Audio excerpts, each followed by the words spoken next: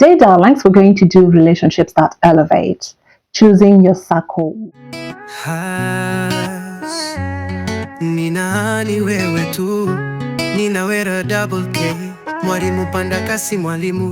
Hello, my darlings. Welcome back to our 6th episode. And today is my favorite because we're going to do something that I love, auditing.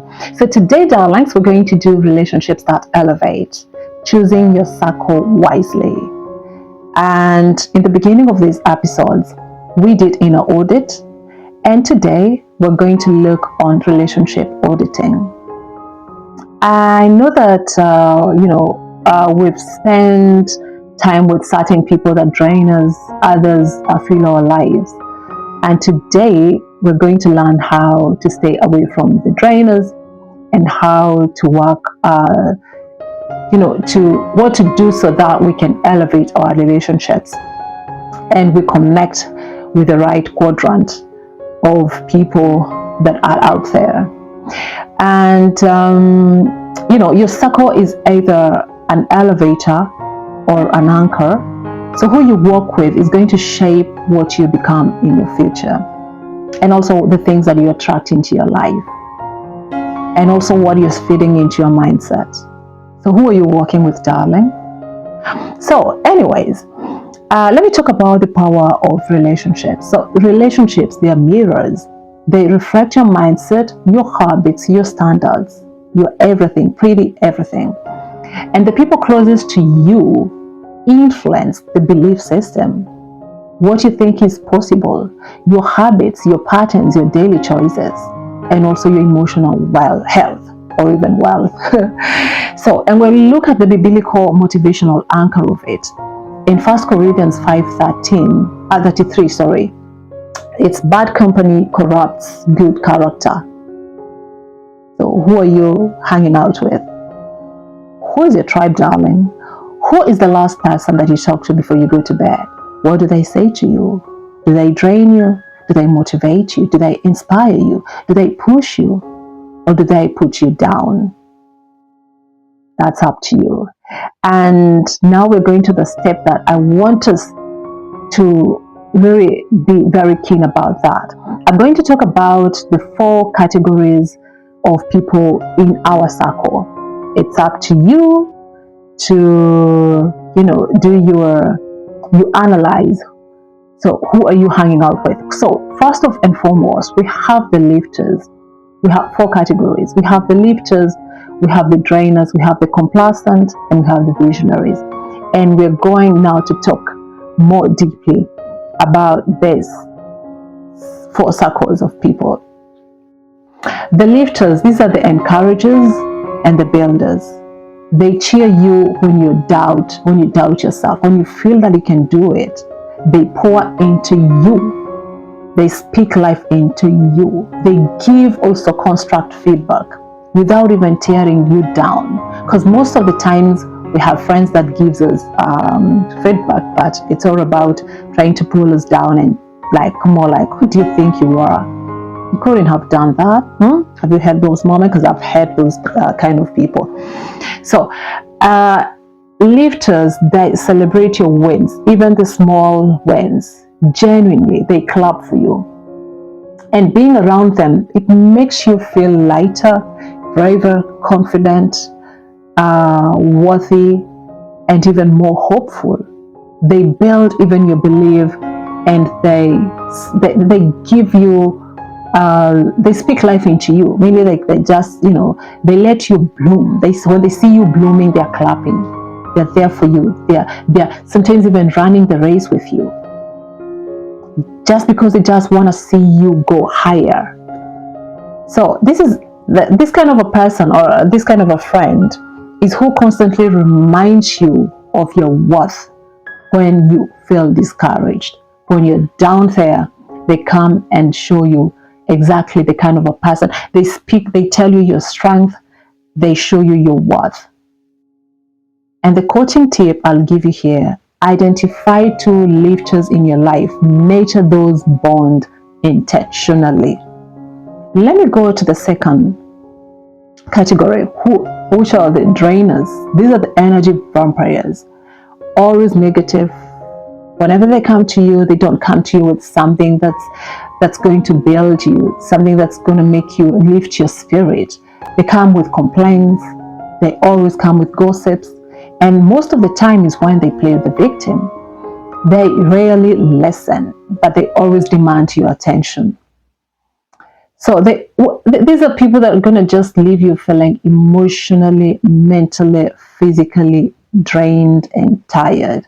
They feed on your energy, but they rarely pour back into you. Someone who always needs you, but they've got nothing to offer. And I'm not saying that because many of the times, sometimes when in situations where you need people, but at that particular moment you've got nothing to give them.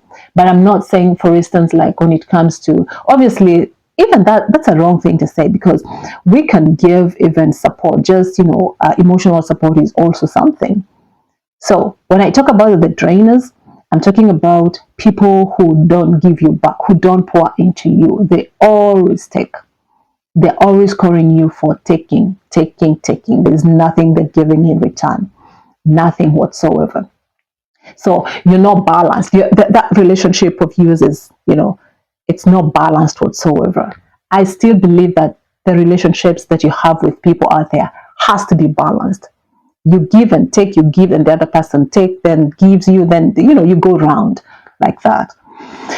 And the coaching tip about the drainers: limit access completely. Limit it. Protect your peace by creating healthy boundaries with these people. Learn to say no. It's not today, darling. You're not going to take from me. You're draining me. What about you go work yourself out and then you come, we can have a conversation. Let me know what's happening in your life or what exactly you want. And whatever you want, what am I getting in return? Because it looks like this relationship has always been me giving, giving, giving, giving. What do I get? So when you have these kind of conversations with drainers, they disappear themselves just like that. So they're not going to come back yapping and saying, oh, you left me and blah, blah, blah, blah when I needed help and all that. No, just by asking them, so you want this, what do I get in return? And that's not selfish. That is what I call self-love and protecting your boundaries. So let's talk about the third category. It's the complacent. These are the settlers. They're comfortable with the bare minimum. No ambition, no striving whatsoever. So they don't challenge you. And if you stay too long, you may adopt their mindset. So conversations just revolve around, just surviving instead of thriving. Nothing else. I'm just there, seated there, waiting for manna to come down and do something, waiting for the grace of God to come and do something. There is no movement. They do not even take the chances of trying to acquire some skills or even knowledge. They don't. They're just there. That's why I call them settlers. They may not be toxic, but they stunt your growth. They pull you backward. You start to acquire their habits, like subconsciously. You start to become stagnant if you remain in their lane for too long. So when you notice a certain person is a complacent type of a person, you need to limit that access very quickly. So this is a friend who is content with mediocrity and discourages you from aiming higher. Whenever you want to do something, there comes, they discourage you. This is something that's going to discourage you. These are not the kind of people to be around. A coaching tip here: stay kind, but don't settle. Keep your standard high, even if they don't. Always go higher, go higher. They're also going to pull back, slowly, because they'll see now that your energy and their energy is not going to be matching. So the fourth, these are my favorites, the visionaries. These are the dream expanders. They think big, they stretch your imagination, and they help you see possibilities you didn't even consider. So they talk about ideas, they talk about solutions, they talk about businesses, they talk about future. They give you ideas as well. And they don't have time to talk about people. They mind their business. They're so busy, they don't really have time to think about other people's business. So their energy is magnetic, and they push you to rise higher. Even when you fail, when you feel like you can do it, they're going to come and push you. They're going to come and give you a hand. So, and an example is like, a mentor who kind of like challenges you to set goals, even beyond your comfort zone. And a coaching team of theirs, darling, had spent intentional time with visionaries, even from a distance, books, podcast, mentorship. Because most of the time, we might not even have access to these people, but the internet is there.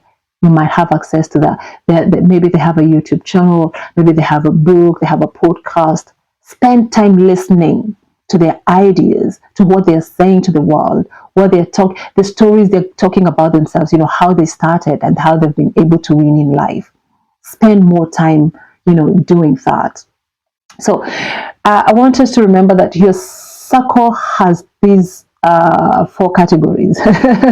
Oh yeah, most of the time we do. The question is, are you spending more time with the lifters, with the visionaries, with the drainers, with the complacent? Or are you spending time with visionaries? Like, are these people, well, how are they shaping your mind, your mindset? It's something you have to sit down and do a 360-degree of auditing. So, and talking about auditing relationships, let's look on relationship auditing structure, how to go about it.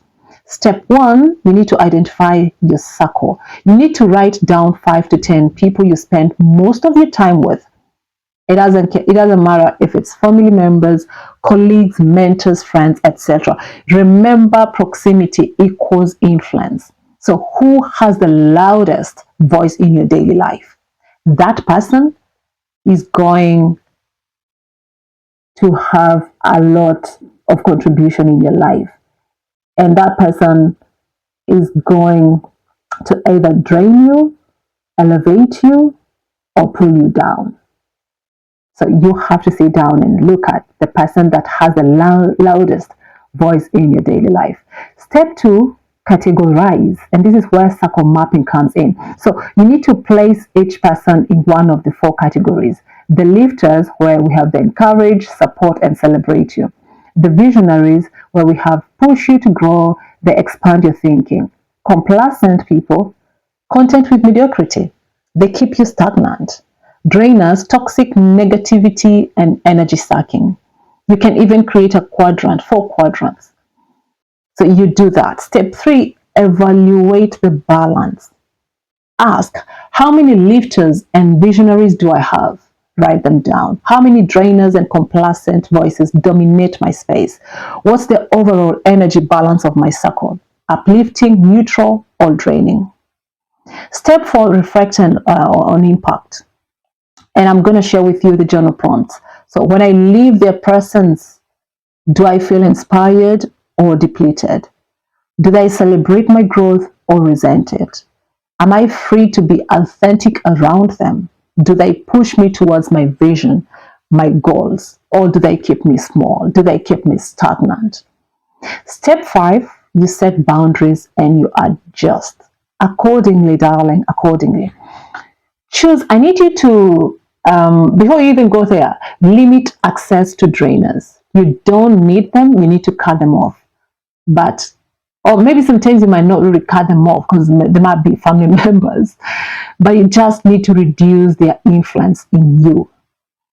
Redefine the engagement. So with complacent friends, choose what you share. Not everything you need to share with everybody in your life, especially the complacent one.